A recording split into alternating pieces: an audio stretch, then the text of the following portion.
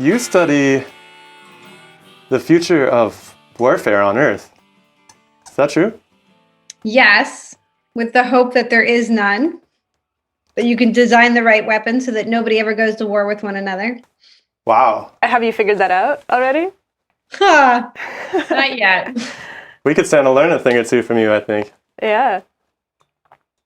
So it looks like we've been looking over your work, and seems like perhaps you think the future of war is online. Well, I think that a lot of the factors which get us to war and some of the ways in which states fight wars will occur online. And what does that look like right now already?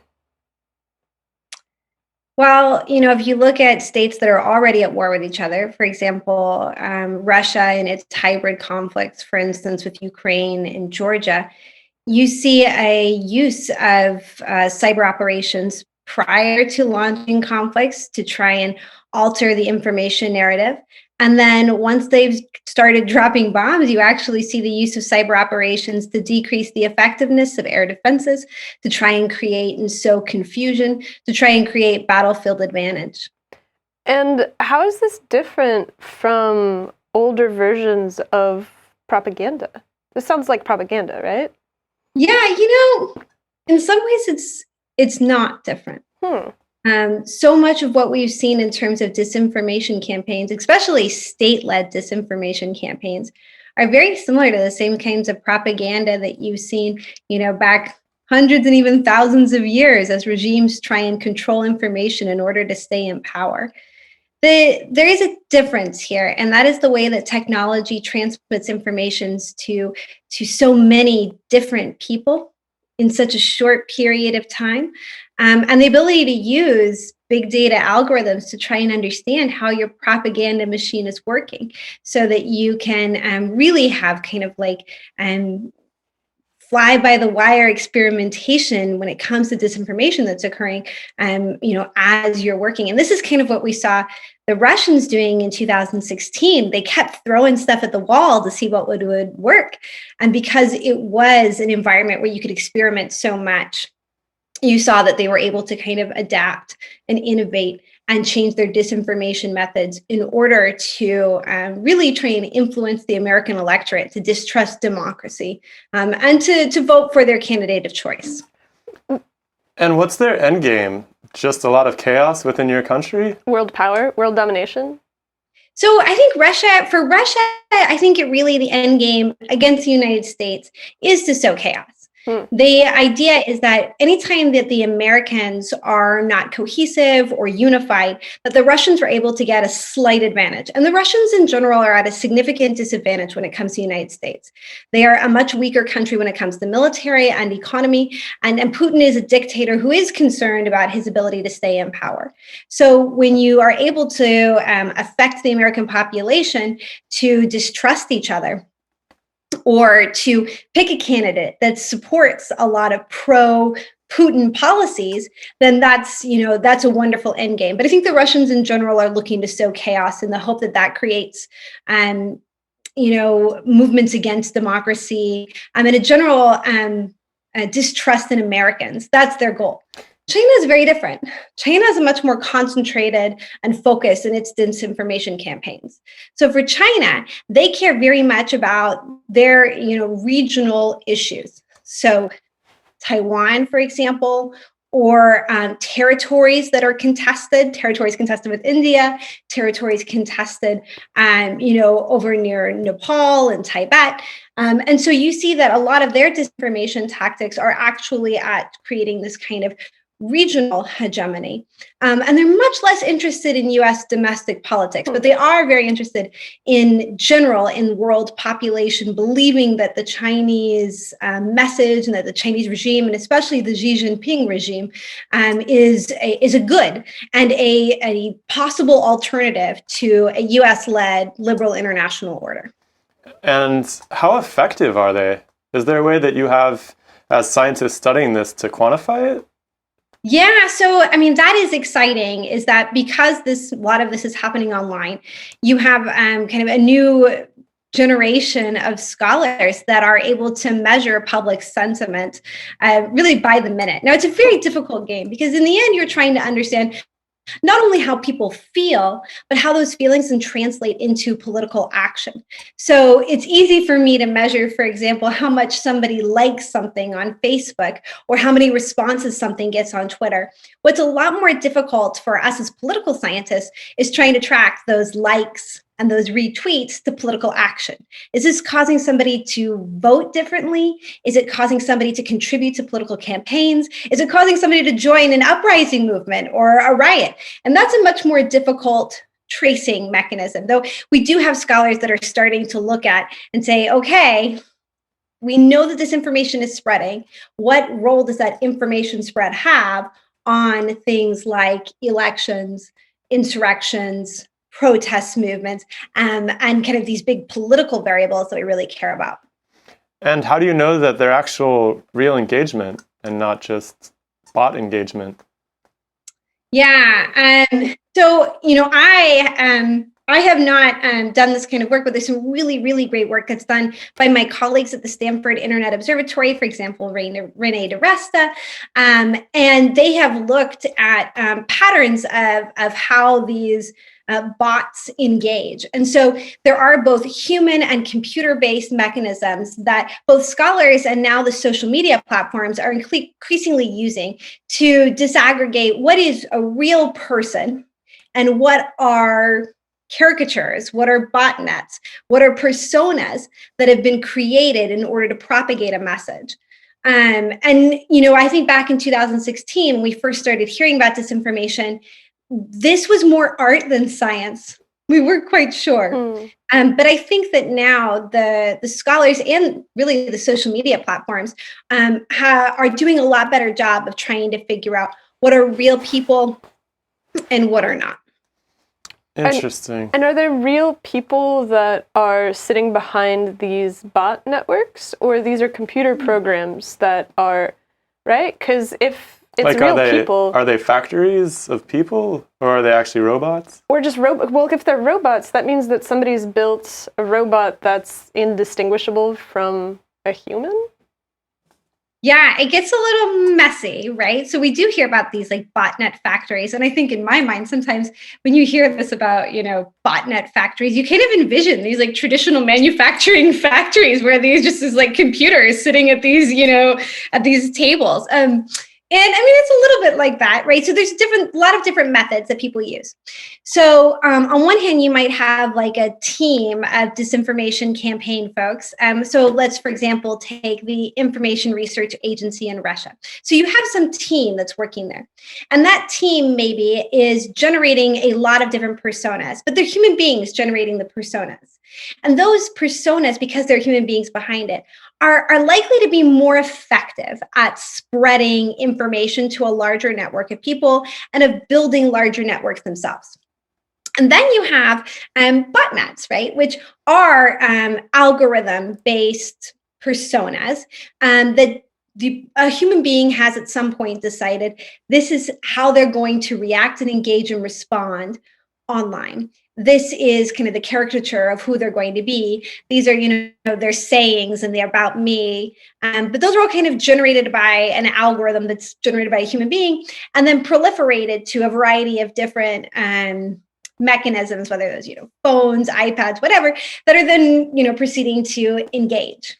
So you have kind of two opposite. And what's interesting is that the personas that are more kind of human-based are more likely to get more engagement. But there's been some really interesting research that shows it's not necessarily these kind of better personas that share the information better, at least in disinformation campaigns. It's actually having a wide net of lots of different kind of personas or botnets that are all presenting similar types of information so that kind of us cognitively, we're getting it from so many different perspectives that we think, well, this must be true because I'm seeing it everywhere. So, the impact here is you're not necessarily swayed by Aunt so-and-so. Instead, you're swayed by Aunt so-and-so's friend's post that pops up, but I see it lots of friends' posts are posting it. And we found that that's actually potentially a more effective means of spreading disinformation than just targeting your aunt. And that's because it starts to become anecdotal, almost? Yeah, I mean, we're still trying to understand the cognitive mechanisms that around which we as social media users engage with information. But it seems like in this environment, when there is more information than you can possibly parse, we're looking for shortcuts so that we can decide what information is true and what information is false. And if it's something that already supports a feeling that you have, seeing it from a lot of different places provides a valid mechanism to support what you kind of already believed in. Now, the opposite mechanism, trying to convince somebody to change their mind, that's different. And that's kind of more of where your aunt matters more, because it's much harder cognitively to change someone's mind. And seeing it from a lot of different sources, then you tend to say, I don't believe those sources. And we see that, right? I mean, I think in general, when we're having political discussions, at least in the United States right now, we often say, well, I've seen this information, but I don't believe that, And so that's when having those kind of strong relationships and having mutual conversations makes it a little easier to change someone's mind. But in general, always harder to change someone's mind than just to continue or strengthen a belief that already exists. And is that weaponized? It's a good question. I think we use the vocabulary or the lexicon of war a lot when it comes to information, partly because we live in such a data-enabled society that by using a lexicon of weaponization or war, it helps us to connotate how important this digital thing that's happening is. So in general, I try not to use the lexicon, but I understand the premise. And the premise is that you're taking information and you're trying to manipulate information in order to create political effect. And I think that is definitely happening. It happens both domestically and internationally. So is there a risk that countries will disconnect from each other on the internet in order to prevent this? Well, this is happening, actually. Some people call this the Balkanization of the internet. And on one hand, you have countries that are pursuing this as an outlay of their domestic kind of censorship. So think of countries like China and Russia, and these countries have always tried to build internet infrastructures that are more domestically owned, that allows the state to have control of the information that its citizens receives, the information that people who are communicating with its citizens receive. And so there's a real kind of state control of data. Data in that sense is very geographic. I mean, for those of us who are political scientists, it's kind of like the Westphalian idea of the state translates to data. So data has geographic borders. And then on the other side of the spectrum, you have the United States. And the United States, who is the creator of the internet and who has really vaulted economically and societally because of its digital innovation, believes in a free and open internet. A free and open internet that creates opportunities for economic prosperity, free trade, the sharing of information. And there was a general perception going into probably 2016 that the open and free sharing of information was going to create more incentives for democracy and support a international liberal order led by the United States. Now there's something in the middle, though, which is the Europeans.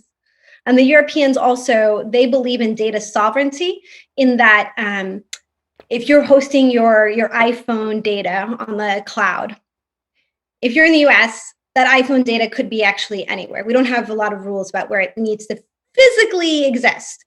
But if you're in the US, in some countries in Europe, that information needs to be stored in a server that exists in your country. So it's kind of the hybrid between the US, free and open, and then China and Russia are very close. And then you have the Europeans, which are kind of trying to figure out, how do I regulate this space? So there are some boundaries, but also we have the ability to share information and for the promotion of liberal values. So I wanted to ask you along those lines about this idea of, in the United States, you talk about it being free and open, but there's obviously a great wealth of internet traffic controlled by a few platforms. And so in some sense, I guess in some like Jeffersonian sense, they're a fourth arm of the government in a sense, right? The media, the journalists. So how do you that fit into your model? Perhaps still the United States is the most open, but there's this other level of regulation that's not really addressed here. Yeah, I think this is a really active debate in the United States, because for many years, the proliferation of large data companies that were either headquartered or owned by the United States, think of like Google and now Facebook, Twitter, Reddit, LinkedIn, these places where people are sharing and compiling information.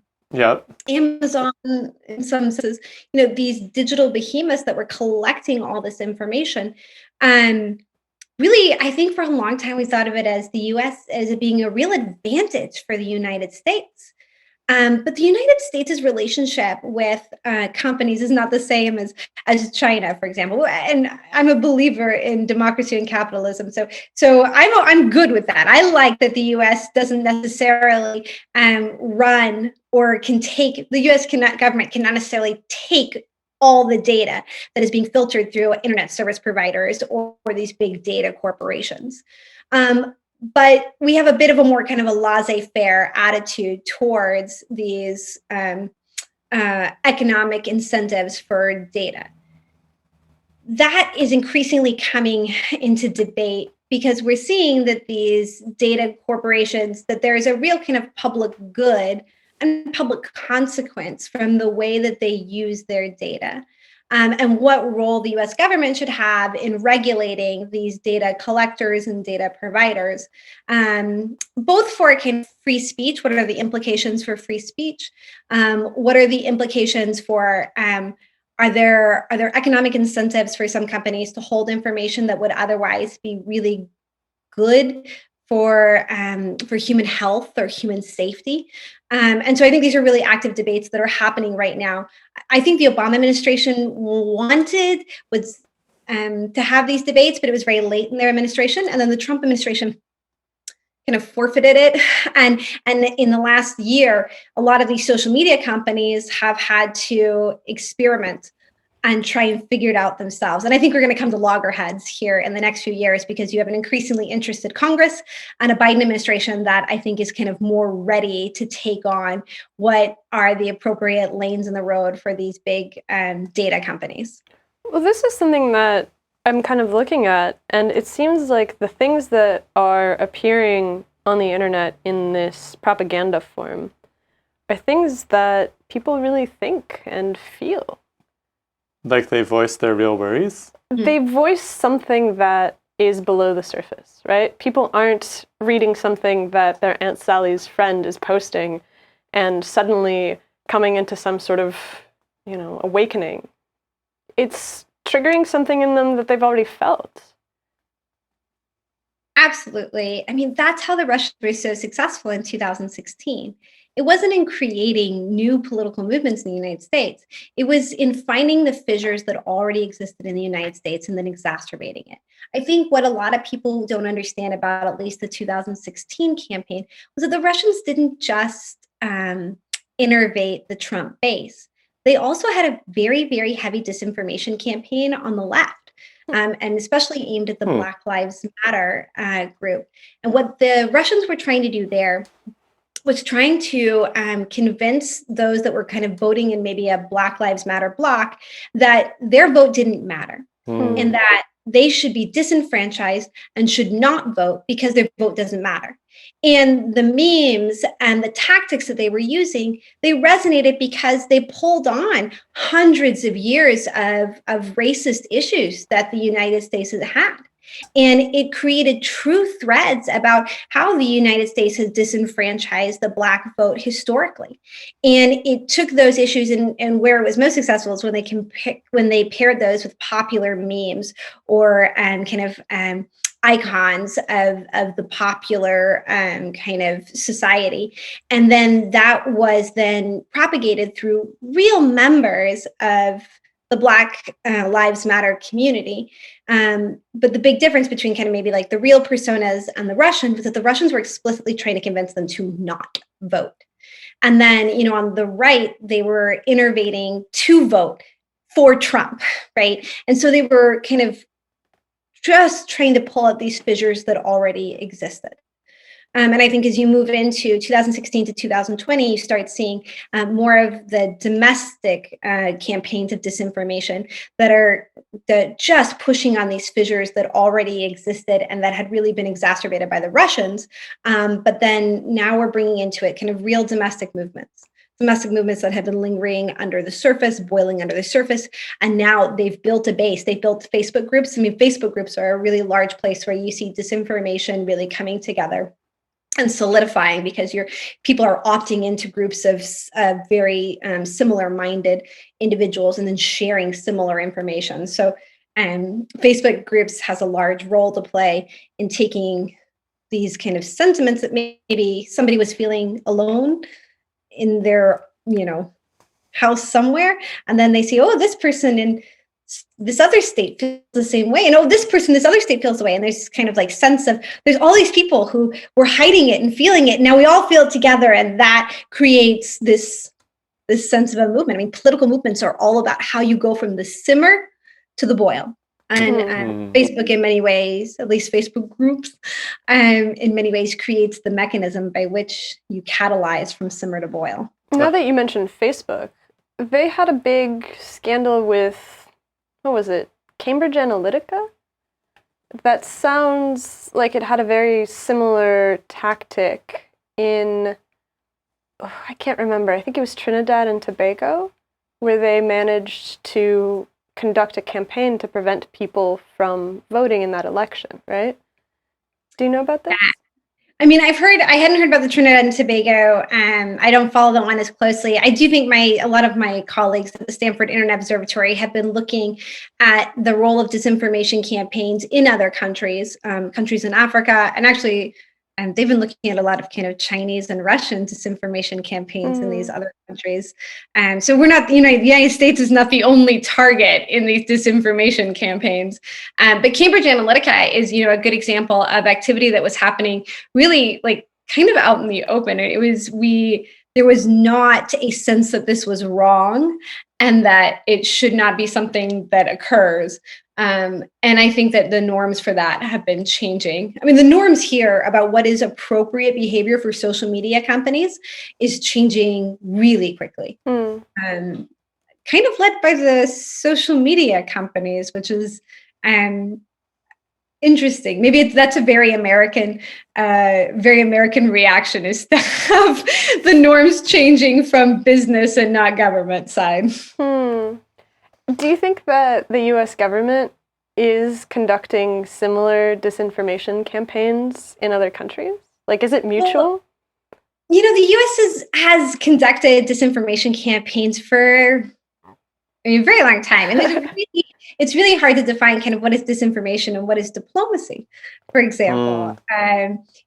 We have examples from hundreds of years ago of American, diplomats and intelligence officers who are actively trying to influence the foreign policy and sometimes the domestic policy of other states.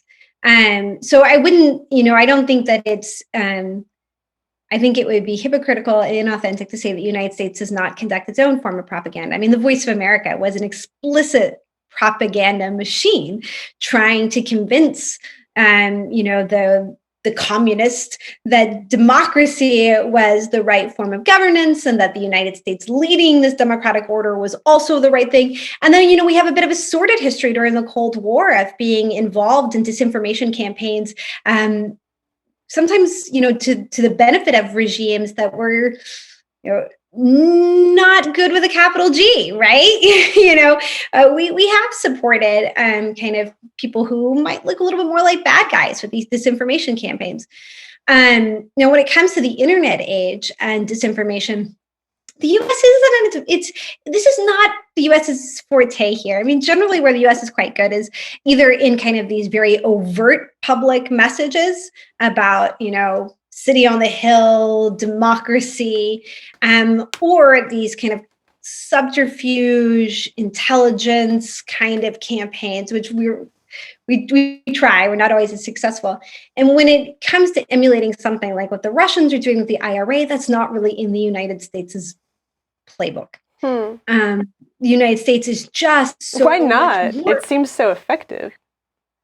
Well, I mean, part of why it's effective is they're willing to have chaos. But I think the United States is much more controlled than that. I think even though the United States has made errors in its judgment with disinformation campaigns in the past, it generally comes from a place of thinking that we are doing good. And so disinformation campaigns that are necessarily aimed at changing domestic behaviors, and I think the US has a really vibrant internal debate about whether that's ethically or morally okay. I really do. I think that the United States believes that it should be held to a different standard. And sorry. Oh, go ahead. Well, and then there's kind of a reality about the way we're bureaucratically organized today when it comes to the internet. And that is that, the United States is not super clear about who is actually allowed by congressional authority to conduct these information campaigns.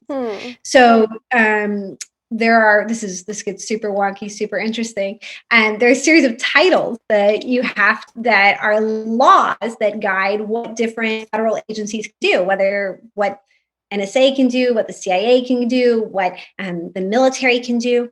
And so the military, which has this extraordinarily large budget, you would think of them as being like the front lines of information war. But they actually they are governed by an authority and that has to have a lot of congressional oversight, which means that these kind of subterfuge disinformation campaigns are just kind of less likely to be super effective coming from the military, which is a good thing. And so you're more likely to see kind of more effective campaigns come out of somebody like the NSA or CIA because they're able to operate under another title or authority that has less congressional oversight.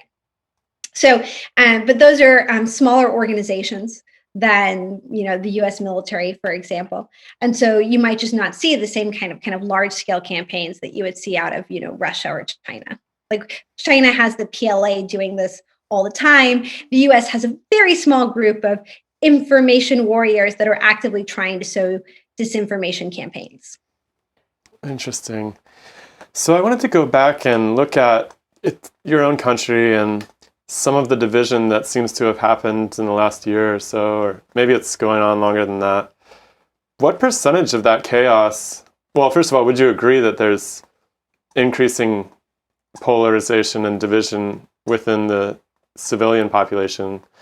And then secondly, what percentage of that can be attributed to foreign actors versus the actual people within the country? Yeah, so this is evolving a lot. I would agree that there is an increased polarization. There is debate within political science about how novel that polarization is, and whether this is truly, unique to other periods in U.S. history. But we can agree that, in general, there's more polarization than a few decades ago. Whether this is domestic or foreign, I think it's mostly domestic. In 2016, we were really looking at Russia and the election, and we narrowed in on that.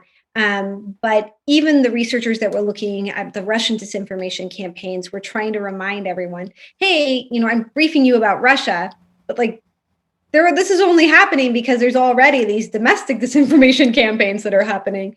And I think by 2018, we're seeing those foreign disinformation campaigns much less effective. In general, foreign disinformation campaigns always come at a disadvantage because they don't understand American culture the way Americans understand it. Right. And that's part of how you find the Russians is, I'm sure everyone's seen it. You see a meme and you're like, this is a little off, it's just not quite right. So they always come at a disadvantage, but your domestic actors don't come at that disadvantage. They understand American sensibilities because they are Americans. They know how to invigorate their base because they live next to them. They've seen them. They've grown up with them, right? So, that is, they're more effective than foreign actors. I think we got to push by foreign actors. And then we had a highly divisive president who was encouraging a lot of these disinformation campaigns. You had a pandemic where disinformation was rife and became a highly politicized about, things like public safety and health. And then you get to where we are today. So I think all these things in concert have led to really a domestic problem. Is the department maybe actors stoked? Sorry, is the Defense Department concerned about domestic terrorism more than external terrorism, at least in the information sphere? I don't know if I'm allowed to call information terrorism, but let's say chaos. Well, that is a complicated question because the same titles and authorities that delineate what the Department of Defense can do in information warfare also, delineate what the Department of Defense can do domestically or internationally. In general, the Department of Defense has almost no authorities or rights to look at domestic security threats. That's part of why we have the Department of Homeland Security. And I think those who study civil relations think this is part of what makes the United States military more competent and more professional than other militaries, has been its extremely focused look at external actors and not domestic actors. So, it's also kind of why you see people like Jim Mattis or even my colleague H.R. McMaster who were ostensibly sitting in political positions, but were trying very hard to be apolitical because of all those years of leading a ostensibly apolitical and internationally focused Department of Defense. But this kind of comes to a head when you start talking about January 6th. And you see that so far they found that potentially 20% of the rioters had a military background. And then when you start unpeeling these layers and you find, oh, wait, we actually have a decent amount of white nationalism and kind of those who are kind of supporting the insurrection that are in our active duty force. Okay, how do we deal with this? Becomes a domestic security threat to our external national security. And this is what Secretary Austin is trying to combat in the very first few days of his taking charge of the Department of Defense. And it's going to be a very complicated, very difficult question for the Department of Defense because they're not trained to think of themselves as the security threat. Now, that was a really strange insurrection, as far as I could tell from space. It almost seemed like the defense, whatever defense was in place at the Capitol, sort of stepped out of the way and let it happen. Am I seeing that wrong, or it just seemed kind of strange? I'm not sure that that's what happened. I think we're still figuring out, and I think that's where disinformation can sit, right? Because if we have predispositions, it's hard before you have all the information not to assess one way or the other. I was watching it from, YouTube thousands of miles away. And I had some perceptions that later when I saw the videos that were showed, for example, in the impeachment hearing, I thought, oh my goodness, I had no idea that was happening. So I think they're still figuring that out. I know they are thinking about running a commission to really get to the truth of these things. And I think part of the United States being a resilient and trustful and whole society is in doing that hard work of trying to get all the information before we make conclusions. So to get all the evidence on the table first. Absolutely. Evidence is weird, though, because you can get two people looking at the same collection of evidence and coming up with basically diametrically opposed conclusions, right? So two people can look at whatever's presented and see a justified rush on the Capitol versus something that's treasonous. This is where we all thought, I think that people thought when information was going to be more ubiquitous, that information was binary. Maybe it's because computer scientists were, building the internet. They saw data as ones and zeros. But the reality is that information is not ones and zeros. It's this complicated way that we as human beings interact with things that have inherent uncertainties. And our personal abilities to parse through that uncertainty and trying to figure out what is true and what is not, and kind of what benefits it, what allows us, as my economist colleagues would say, what allows us to make the most beneficial decisions for ourselves. Good. So, yeah, I wanted to ask you about strategies.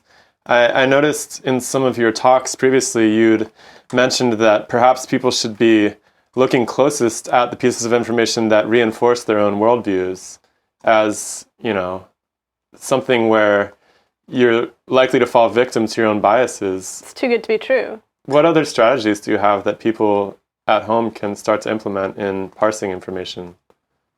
I think the first step is exactly what you said. If it looks too good to be true, just sit on it, right? I do that myself.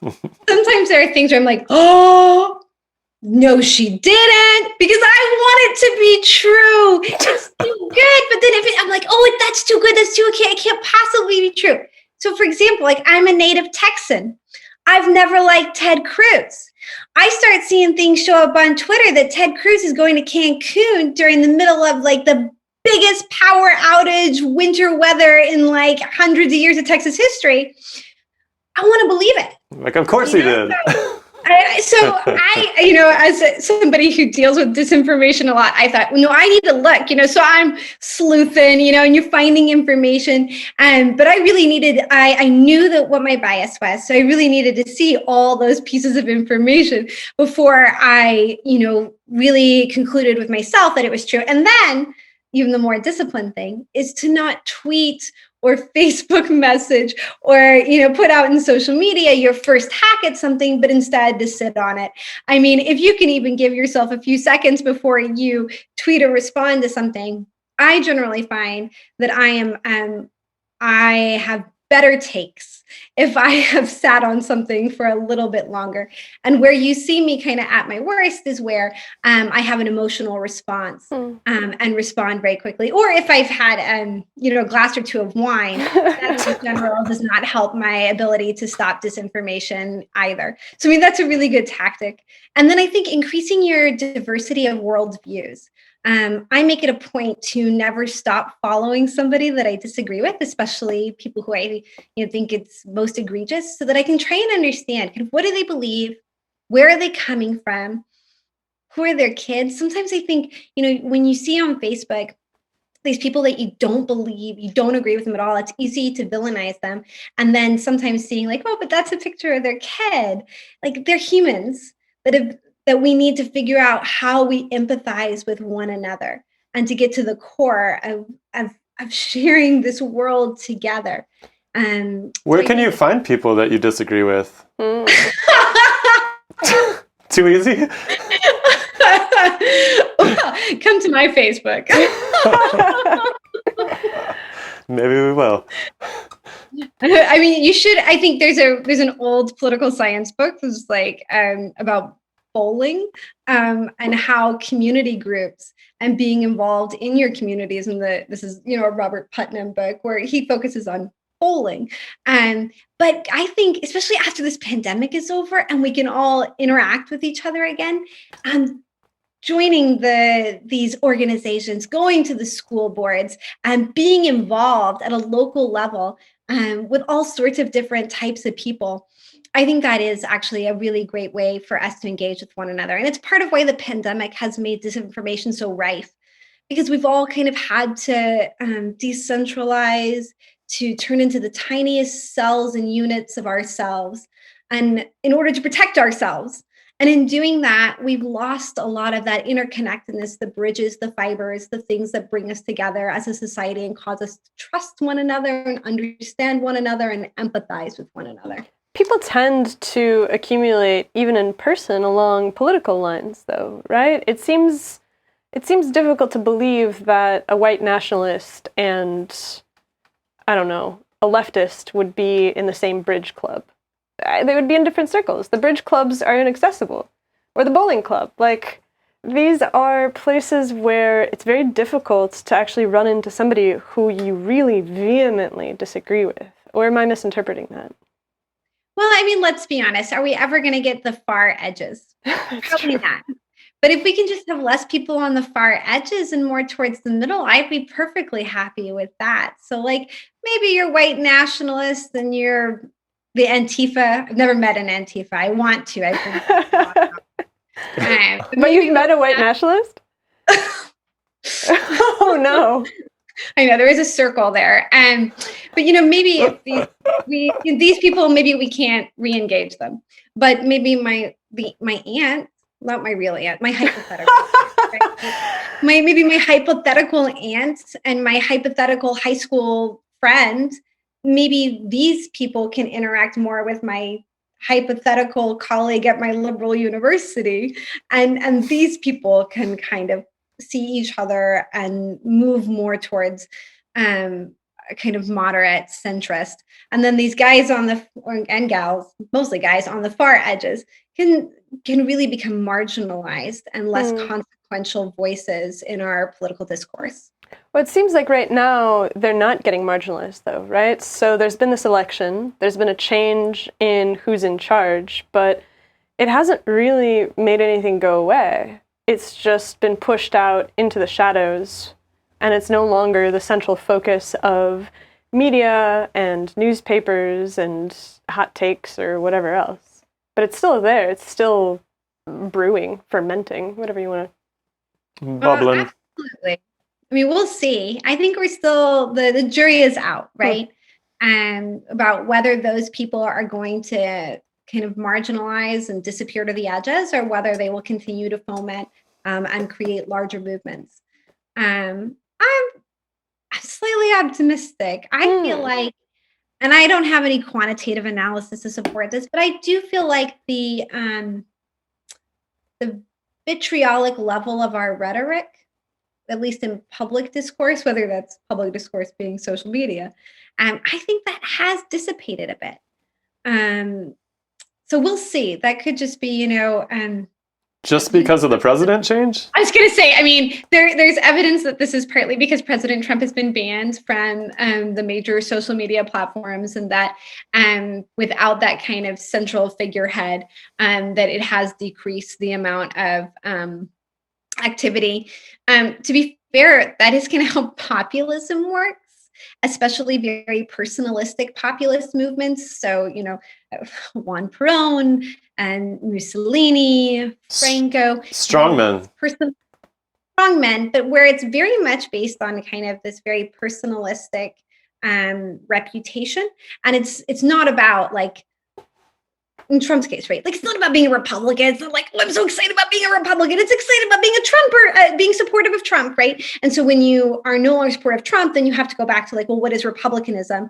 And when it's a debate about ideas, that can be less emotional than a debate about a person. And so it seems like civil war would be the worst case outcome of this disinformation era. Do you think that that's still on the table? Do you think it was ever on the table? What's your take on that? Maybe I'm too optimistic. I kind of never thought it would get that far, but I didn't anticipate the storming of the Capitol on January 6th. Really? My husband's a more pessimistic person, and he's been worried about civil war kind of for a while. No. Is he also a political scientist? No, he's an engineer. Oh no, he's even more practically minded. Yeah. I want to believe I have colleagues at Stanford that are kind of beautiful optimists. I think of Michael McFaul as one of them. And he's a strong believer in the long-term strength of our democracy and the ability of our society to mend and heal and move forward. And right now, I would like to believe him and hope that we have the opportunity, especially coming out of this pandemic, to find each other again and find kind of what makes Americans, not what makes Americans great or better or first, but like, what are these kind of like shining principles that guide and unite and make this country different in just a good way? That's beautiful.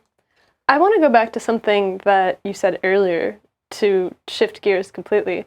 You mentioned that there was disinformation campaigns by China and Russia all over the world. And there's also been a trend towards lower and lower faith in democracy, in democratically elected governments. Do you think that those are related to each other?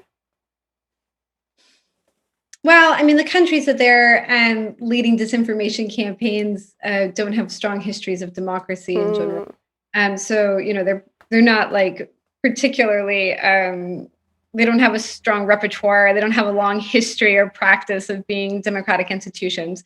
So Chinese campaigns there. I mean, but really, I'll be honest. So Chinese campaigns are less about, so if the Russians are about spreading distrust in democracy, the Chinese are about spreading distrust in America. So it's a slightly different phenomenon. So the Chinese have a strong belief that government should not interfere with each other's domestic politics, unless you're Taiwan, because they don't view Taiwan as another state. So the Chinese generally are not going to go after democracy per se, because they're very, very sensitive about other states going after their regime. Think about kind of the motivations behind a lot of the Chinese actions. It comes from an inherent concern by the regime that they will not be able to hold on to this very, very large and actually extremely heterogeneous population that they rule. So they are not huge fans of meddling in other states' forms of government. So they have a similar challenge to the United States then, right? A heterogeneous population spread over a large area.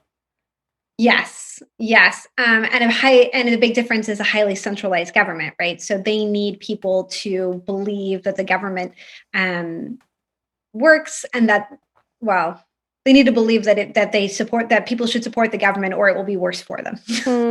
And there's some benefit mechanisms there, and there are a lot of punishment mechanisms there. So, I mean, that's kind of how so when the Chinese are running disinformation campaigns, it's mostly to get support from these foreign countries for Xi or for Chinese initiatives within those countries, or to generally support the Chinese kind of way of viewing the world in international institutions. So, China has a series of territorial disputes with countries that are on its borders, whether it's Vietnam, India. I mean, they came to blows with India this year, but they also have territorial disputes in the South China Sea. So they are looking to influence those countries and the neighboring countries about those territorial disputes. And then when you're looking at countries like Africa or other that they've invested in, they're looking at to encourage the population to support, for example, the expansion of Huawei, or the expansion of kind of Chinese interests in ports or rare earth minerals or oil. So it's a little different than Russians. The Russians are just trying to F with everyone, because their view of the world is if everyone is less happy, we are better. And that's dismal. That's a slightly different strategy than the Chinese. And do you think that they will be successful? The Chinese? And the Russians, yeah. So to start with the Chinese, I think that if the Trump foreign policy was very transactional. Support the United States because we're the best. And you need to pay for things because we've paid for them in the past. And, it's a very transaction based. It was basically like real estate. And if you're a country deciding whether to align yourself with China or to align yourself with the United States, you're simply making decisions based on transactions. Who's going to give you more? And in that kind of foreign policy competition, I think the United States might stand to lose, because sometimes the Chinese are willing to give a lot because they don't care if you are imprisoning your population. They don't care if you are persecuting religious minorities. We'll give you 5G. We'll give you investments in your port. And so with that kind of foreign policy, it's hard to attract people sometimes to the United States, because we're more difficult to. We don't give aid to just everyone. We have these requirements. We actually have like congressional requirements about kind of the human rights. So I think the Chinese, if they stayed this transactional foreign policy competition, the Chinese could actually win, right? Because all they have to convince is you get more from us than you get from the United States. I think that's going to change under the Biden administration, and that might be more difficult for the Chinese to win these disinformation campaigns, because you might see a U.S. that's more invested in its alliances and in partnerships. And when it comes to Russia, like, can they continue to be successful? Eventually, the Putin regime will fall. Whoa. Wow. And you can see that with how worried they are about Russian opposition. They are trying to execute, murder, imprison, send to prison camp anyone who poses any threat to the Putin regime. But this is not a well-organized Soviet Union, and he is not Stalin. And so I don't think the Russian population will be willing to accept that kind of repression, especially when you're not providing as much in the economy as you should for that much repression. So I think that the Russians, they will sow trouble for a long time, but that they are a declining power. And that in the long term, they will just not be able to be a credible threat to others. So they're short-term nuisance, need to deal with them, but they will kind of dissolve on their own. And then what about the United States? Do you imagine it surviving as a union? Well, I mean, one thing going for us is we don't have as clear a territorial way to dissolve. So absent, I think, Texas and maybe Alaska, not many states have a way to secede. And there aren't, even though those electoral maps often show all red or all blue, that's not really the case.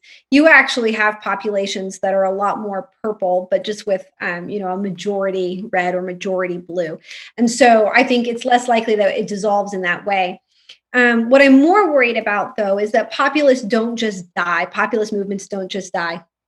And I'm more worried that we will continue to see this drive towards kind of personalist politics under the Trump banner, which will further exacerbate the divisions in our society. And it'll eventually lead to some sort of political or even violent reckoning where we have to make a choice between a more populist government that looks a lot more like a dictatorship and erodes a lot of the checks and balances that we have kind of traditionally valued in the United States.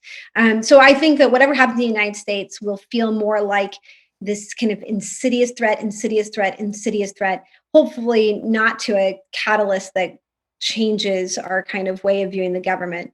But until we deal with this kind of personalist, populist movement, we are not in the clear.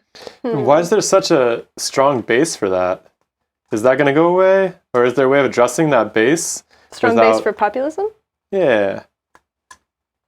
Well, if you put on your political science hat and you think, okay, what are indications that people have that we have that, states are going to have civil unrest? I mean, one of them is changing demographics.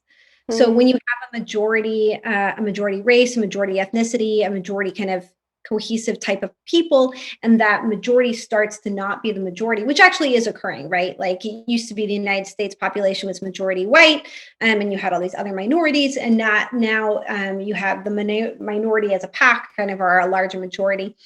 And so that is, a recipe sometimes for civil unrest because you have kind of a big change. So will this go away? I don't know. Oh no. I hope we all find each other again and that goes away. But I think that it's incumbent on our today's politicians and public thought leaders to try and teach empathy and forgiveness and respect for one another, while also really trying to rectify. We have structural racism. We have problems in the United States that we have to deal with, and this may cause some people to feel more threatened, but it needs to be invested in. And the reality is, the solution to these disinformation campaigns is not a cyber strategy. It's an education strategy.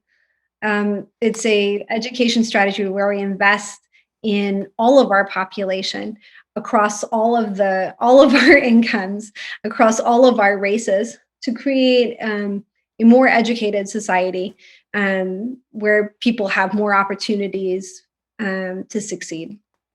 It's interesting that you say that education is the direction to move into, because I've seen people talking about this idea that the best way to deal with misinformation is just to not look at it and to avoid it entirely.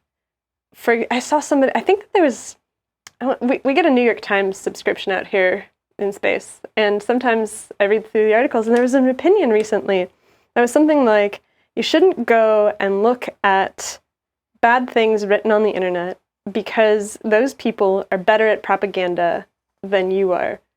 And so maybe if you read Stormfront, you will, identify with the opinions within. And so there's almost this push to keep people from looking at things that could convert them to a bad mindset. I mean, I was raised evangelical Christian. That's what they told me. The reality is, though, sometimes you have to go into the world, and the people who's like me, as an raised evangelical Christian, the way actually that your faith survives after having to enter the world is by having a faith that questions and that is able to discern and take different pieces of information. And when you're not prepared to do that, when all you do is listen to the same information, and then you get information that doesn't support your worldview, it either leads to kind of a complete, I don't believe what I believed all those years, or more likely, a complete rejection. And so that's why I do think it's important that. I've worked with a bunch of tech people who are like, well, we can create these tech ways that people can see whether this information is good or bad. I'm like, well, we got Snopes. Like, if people really want to know if information is good or bad, they can Snope it. They don't care. It's because you're uncomfortable with dealing with things that are counter to what you want to believe. And so we have to create individuals that are kind of individually more resilient. And I think you create that resilience by having these difficult discussions and difficult debates, and teaching people how to, like any scientist, how to discern information, how to discern the uncertainty behind information, how to make conclusions without certainty, and then to understand where the conclusions that you have drawn have weaknesses and where they can be disproven. We should just have everyone learn either social science 101. I mean, that's my firm belief. As a professor, I view my success as not necessarily, well, if somebody knows more about cyber strategy at the end of my class, or knows more about military innovation, but that they know how to tackle a question, how to understand its uncertainties, and then how to figure out how to prove or disprove or understand the strengths of their argument. That's what I think kind of, at least, liberal arts education needs to provide to its students, the ability to think through problems. But it doesn't have to happen at the university. We can be teaching young people how to question and think and reason. I love that. And I love how you've put a premium on the future of your country depending upon a renewed sense of compassion and connectedness to one another. But I wonder, in this sort of post-Nietzschean world that y'all are wading through right now, where religion is becoming less and less popular, what sort of spiritual unification is possible in the future, where everyone has passed through this rational portal and the idea of supernatural phenomena is sort of beyond consideration? I'm very curious what you humans will come up with next. Oh, who knows? That's how we the way we deal with these questions is how our how mankind has survived or not survived, or how it's done the work to itself, and how hopefully it does its best. And I think at its core, kind of your beliefs about human nature, whether human nature is good or bad, or whether human nature can be changed, affects your beliefs about how whether information leads to the end of the world or to a kind of better world. I grew up with a belief that humans were inherently evil. Whoa. I was evangelical. And so information not necessarily good, but I've become Methodist, and Methodists believe in that the human nature actually doesn't have to be inherently evil, and that we can become better, and that love for one another can actually create that ability to create a better world. Do you think this Methodism has a chance at grabbing a hold of the whole of humanity? Well, historically, no. I mean, that's not the way we've worked. Let me have, in this year of just absolute pessimism and cynicism, and my children are around me every second of the day, let me have my moments of believing that we're going to come out of this finding ways to reunite with each other, together, and find better ways to connect and love each other, and become just some level of peace and harmony at some point in the future. Nice. I believe in you guys. Mm-hmm. So we only have a few minutes left. I wanted to ask you a question I love to ask all humans at the end, which perhaps now that we're done with the optimism. Yeah. Now that we're over the optimism, I want to ask what you think is the biggest threat to your entire species in the next near future, the next 100 years, 10 years.